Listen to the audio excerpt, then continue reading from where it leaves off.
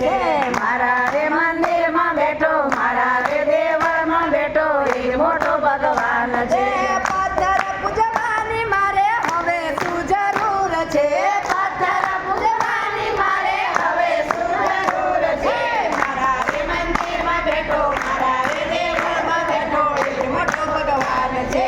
મારા રે મંદિરમાં બેઠો, મારા રે દેવળમાં બેઠો, એ મોટો ભગવાન છે.